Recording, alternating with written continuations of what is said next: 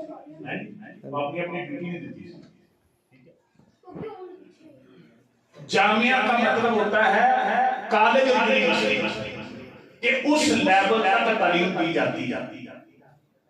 یہاں سے بچیاں پہلے الحمدللہ ایم اے اسلامیات عربی کر کے گئیں.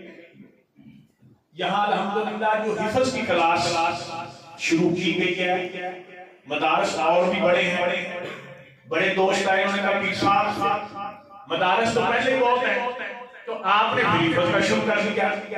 میں نے کہا کہ اس میں کچھ فکر ڈاکٹر اسلام صاحب کی ہے, بابا نیک اور ملک عاشق صاحب کہ جی حافظ ہیں لیکن ان کو قرآن کا ترجمہ نہیں آتا.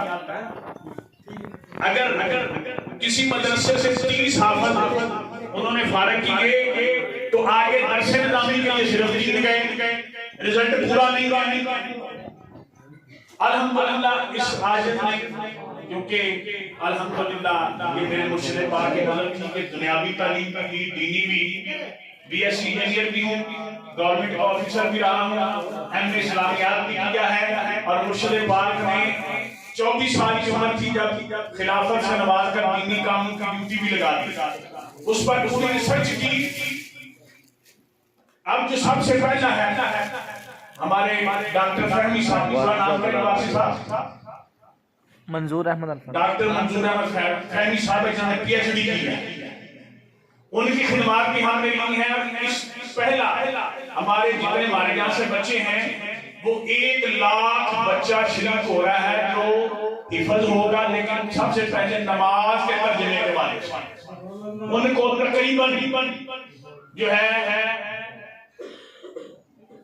5 لاکھ کے انعامات دیے جانے ہیں. اس میں الحمدللہ ہمارے بچوں نے بھی شرکت کرنی.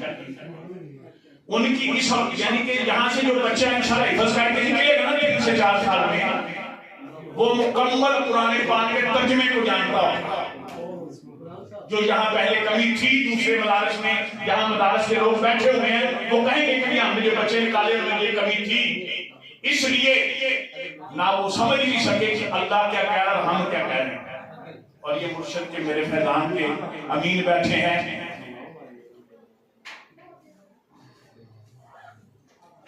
جنہوں نے جنگل میں ڈاکٹر اسلام بابا نیک اور ساتھی وہاں گئے ہیں کہ اس فکر کو جب انہوں نے دیا اور پھر ان کے اندر ان کی روحانی توجہ بھی شامل ہوگی.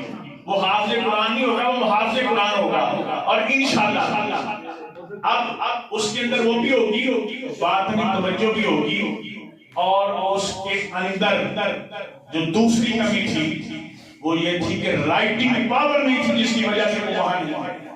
یہ میں جتنے بھی یہاں جو علماء آئے ہیں مدرس بیٹھے ہیں میں ان کو چیلنج کے ساتھ یہ بات جو میری تحقیق ہے وہ جہاں مرضی غور کر لیں کہ ہم نے کیا کیا اور اس کا رزلٹ وہ کیوں نہیں آیا. کیونکہ نبی کریم صلی اللہ علیہ وسلم نے فرمایا کہ اگر 60% رزلٹ نہیں آتا تمہارے کام کا تو اس پہ آپ کا کام اچھا یا برا اس کی جائے گی. اگر میرے پاس 100 بچہ آیا تو وہ 100 کا 100 درس نظامی میں کیوں نہیں جا رہا, میں نے سوچنا.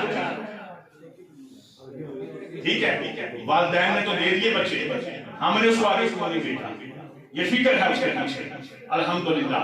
اس لیے اس مدرسے کی جو بنیاد ہے یہ چیزیں الحمدللہ ہم فیضان اولیاء سے جس میں سب دوستوں کا تعاون شامل ہے, ان کی فکر شامل ہے, اس کو ہم آگے جو ہے وہ منتقل کرنے کی کوشش کریں گے.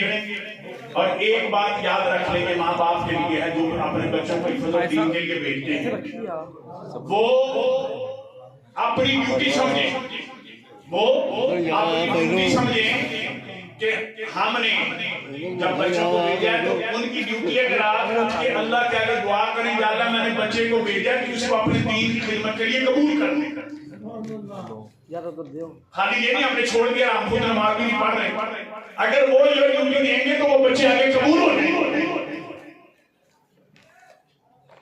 یہ ماں باپ کی ڈیوٹی ہے, اور پھر جیسے استاد کہے اس کے مطابق چلیں بچہ پھر چلتا ہے. یہ نہیں دے دیا تو ہم نے 4 سال آنا ہی نہیں.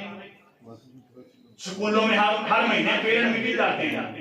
لاہور میں ایسے سکول ہے پیرنٹ میٹنگ میں والدین نہ آئے تو غیر حاضری تو 2000 روپے جرمانہ ہے.